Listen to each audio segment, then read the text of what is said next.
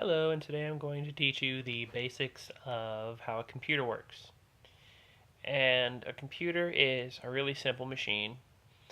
It's made it's made up of a few simple parts. There's the motherboard, the processor, the RAM, the hard drive, the power supply, and the case.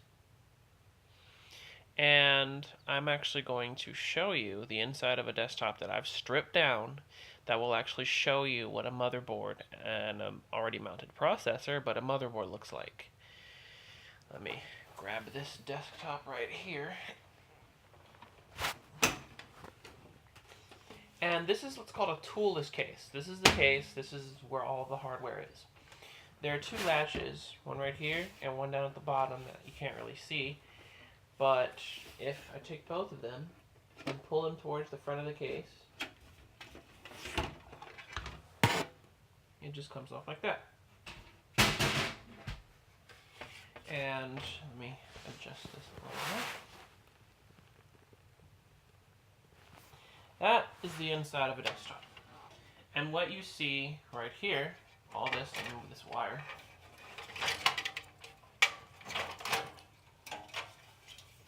But this right here is the motherboard.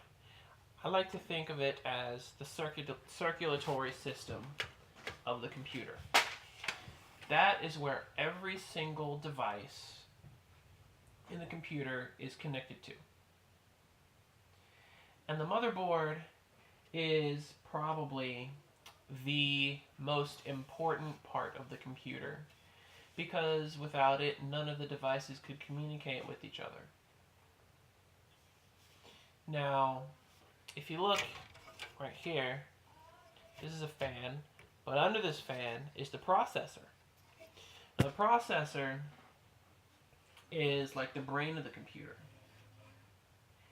And basically, any task that your computer performs is done via the processor.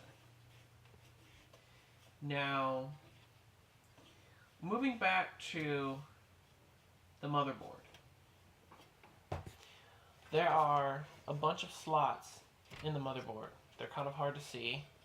The slots down here are called the expansion slots.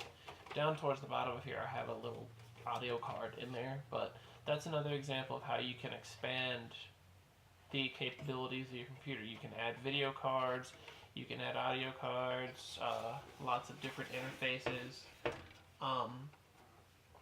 There are 4 slots right there. They might be hard to see, but that's where the RAM goes.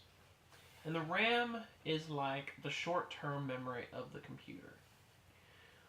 Say you're about to open up Microsoft Word, and when you open the program up, the program is loaded into RAM because RAM is your short-term memory.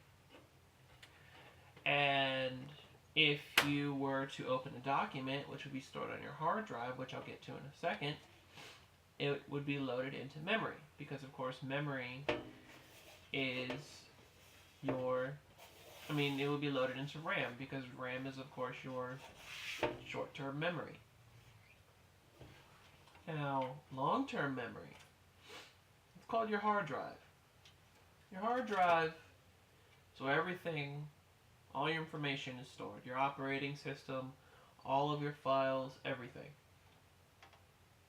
And I actually have, let me put this desktop down, I actually have a hard drive in here that I'm going to show you. This is what a typical hard drive looks like. That goes inside of a desktop. That's the top of it. You turn it around. This is the circuit board. And these are the connectors. This is for power. This is for information. That's what's called a SATA port. And that's what a lot of newer hard drives use. But this is the long-term storage of your computer. I don't have any extra RAM modules to show you at the moment. But this is what a hard drive looks like. I'll show you the difference between that and a hard drive that would go inside of a laptop. This is a laptop hard drive. See how thin that is? And those are the same connections that you would have. So if you notice the size difference, hold these side by side. Anyway, so with the motherboard, not everything on the motherboard is internal. Grab this computer again. If you look at the back of it right here, all of this stuff right here, all of that's attached to the motherboard, and that's called the I/O. And that's where all of your ports are. You have video, you have PS2, that's for like a mouse and a keyboard. You have USB, universal serial bus, Ethernet, sound in and out, and then all of your expansion slots. And of course, right here is where that music card is. Now, if you see this big hole right here, that's where the power supply would go. The power supply is the thing that feeds power to everything inside your computer. And that's the part that you plug into the wall. And a cable running from power supply to, say, your hard drive would have this sort of connection right here. That's a power connector to a hard drive that runs directly from a power supply. And to show you that I'm not just messing around, it will actually fit into this hard drive right here. As soon as I can get it to fit. La, la, la, la, la. Let me try an actual desktop hard drive. Some will fit. Sometimes the brackets are a little weird and they won't. There. See? Fits into the back of the hard drive, just like that.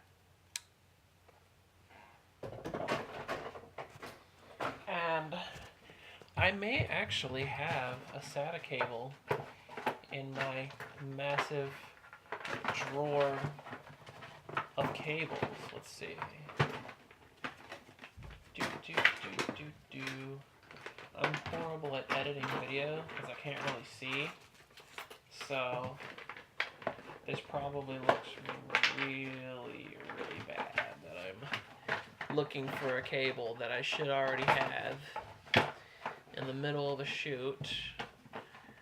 And you know what? I know I have a SATA cable, but it is not... Here's one. This is a SATA cable. It looks like this. One end goes into your hard drive. The other end goes into the motherboard. And hard drives are usually sitting up on a rack. And so, see how this part is like at a right angle like that? I usually have this one plugged in. It doesn't matter which end, but I usually have this end plugged into the hard drive and have it go down and around to the motherboard. But anyway, so basically what happens is you hit the power button on your computer. The power supply registers this, and it sends power to all of your components, jump starts everything. Your computer comes on. Your operating system is loaded from your hard drive to the RAM, from long-term storage to short-term storage. Your computer boots up. You start using applications and opening files and stuff, which again are moved from your long-term memory, e.g. your hard drive, to your short-term memory, which is your RAM. Now, the more RAM you have, the more information you can hold inside your computer. The more RAM, the more hard drive space you have, the more information you can hold inside your computer. I'm sorry about that. The more RAM you have, the more applications you can have open at a time. And say you want to put a CD into your computer. This right here is where it's called an optical drive would go. And an optical drive, I don't actually have a free optical drive on hand, but an optical drive is like a CD drive or a DVD drive or a floppy drive, which I might actually, do I have a floppy drive in this thing? I think I do. Yes, I do have a floppy drive in this thing. I don't know why, but if I can get it out, this is a floppy drive. I know, I thought I'd never have to see this thing again. This is a floppy drive. And if you look in front of the case, you'll notice that this port right here actually fits the floppy drive. So if I put it up on this rack, you'll notice there it is, right there.